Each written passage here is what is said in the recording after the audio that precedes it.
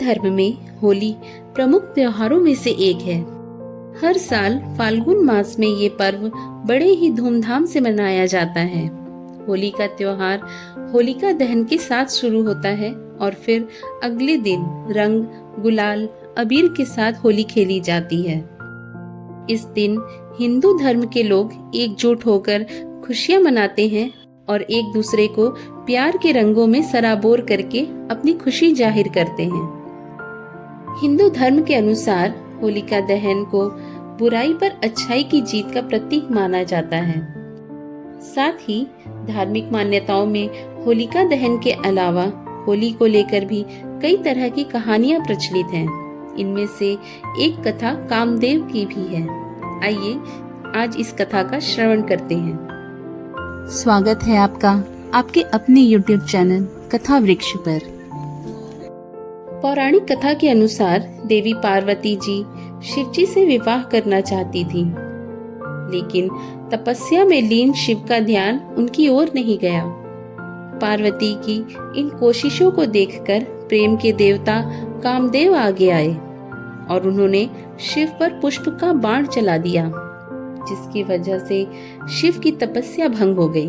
तपस्या भंग होते ही शिवजी नाराज हो गए और उन्होंने अपनी तीसरी आंख खोल दी। उनके क्रोध की अग्नि में कामदेव भस्म हो गए।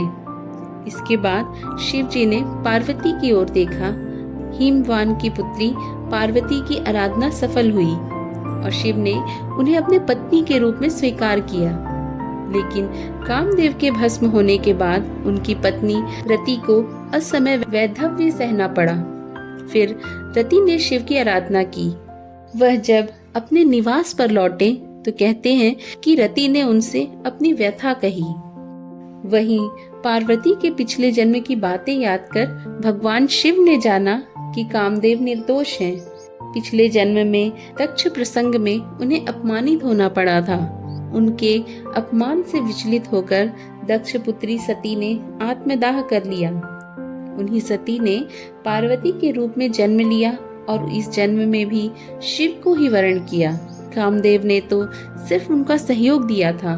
शिव की दृष्टि में कामदेव फिर भी दोषी हैं, क्योंकि वह प्रेम को शरीर के तल तक सीमित रखते हैं और उसे वासना में गिरने देते हैं। इसके बाद शिव जी ने कामदेव को जीवित किया और उसे नया नाम दिया मनसीज।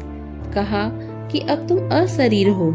उस दिन फागुन की पूर्णिमा थी। आधी रात गए लोगों ने होली का दहन किया था। सुबह तक उसकी आग में वासना की मलिनता जलकर प्रेम के रूप में प्रकट हो चुकी थी।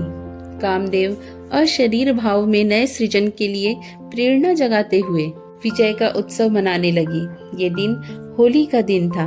वहीं कई जगहों में आज भी रति के विलाप को लोक धुन और संगीत में उतारा जाता है। आशा करती हूँ आपको मेरी आज की ये कथा पसंद आई होगी। पसंद आई हो तो एक लाइक और सब्सक्राइब करें। साथ ही चैनल पर नए हो तो नोटिफिकेशन बेल ऑन कर दें, जिससे मेरी आने वाली वीडियो की जानकारी आपको प्राप्त होती रहे। धन्यवाद।